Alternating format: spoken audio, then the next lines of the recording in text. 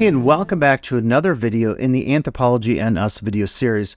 As you know by now, watching these various videos, we're focused on ways of making meaningful applications of abstract and theoretical ideas of anthropology to our everyday lives, the people around us, our friends, family, co-workers, and so forth.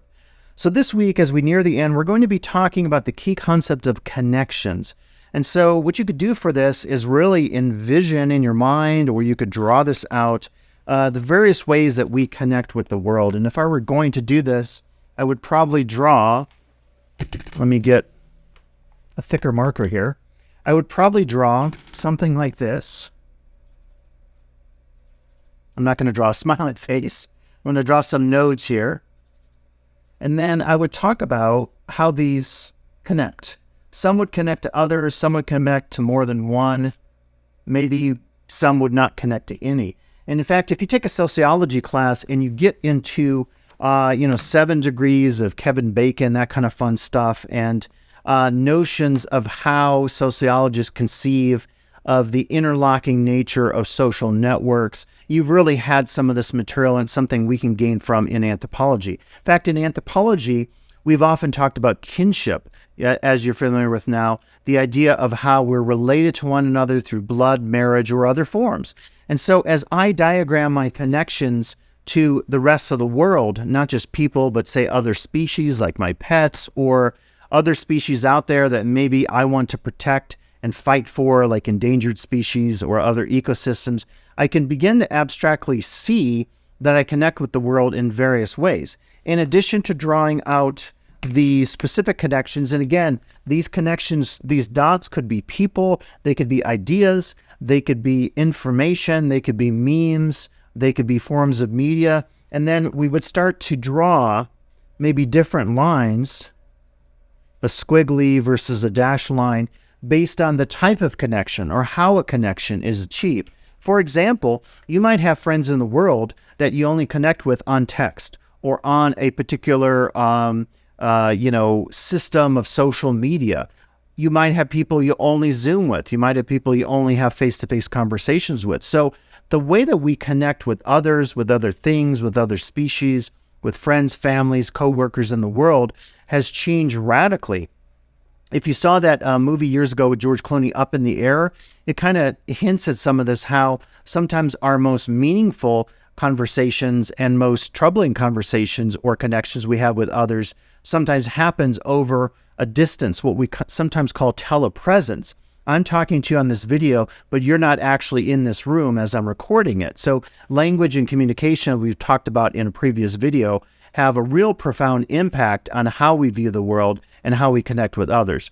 So for this time, we're going to be looking at connections. We're going to be using this as an opportunity to really see ourselves as part of something bigger, a bigger world out there, communities. We're also going to talk about, as we approach this idea of the Anthropocene, how exactly anthropology can play a role in dealing with some of the environmental crises out there.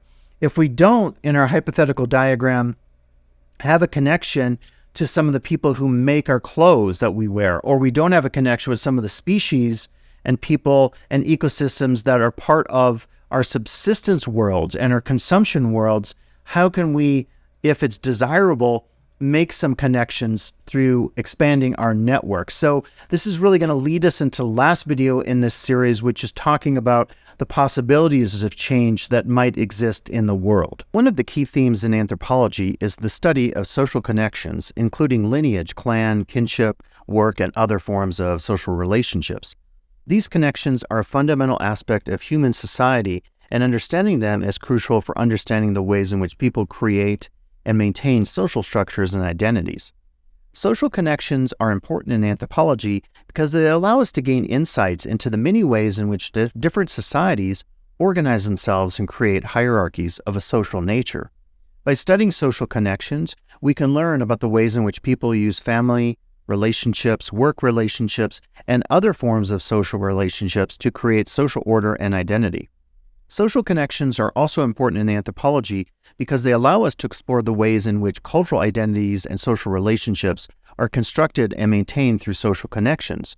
In many societies, social connections play a key role in the creation and maintenance of social hierarchies, gender roles, and other forms of the social. Another reason social connections are important in anthropology is because they allow us to understand the ways in which cultural practices and beliefs are transmitted through connections. For example, in many societies, cultural traditions and beliefs are passed down through family lineages or kinship networks. By studying these social connections, we can gain insights into the ways in which cultural practices and beliefs are maintained and transformed over time. In short, social connections are a crucial concept in anthropology because they allow us to gain insights into the many ways in which different societies organize themselves and create social hierarchies, explore the ways in which cultural identities and social relationships are constructed and maintained through various social connections, and understand the ways in which cultural practices and beliefs are transmitted through social connections. So that will be it this week in the Anthropology and Us video series, here talking about connections. Again, using that diagram and kind of notions of how we connect with others, with other species, with ideas, and the different ways that we make our networks and connections with other entities in the world. It's a great opportunity for us this week to think more critically about our lives. And I think it's the connections that we share, the possibilities for connections that don't exist but then can be created in various ways in the future, that maybe give us the greatest hope going into the last conversation we'll have here about the possibilities of change. So I appreciate you listening to all the videos in the Anthropology and Us video series, and be sure to check out the final video in this series.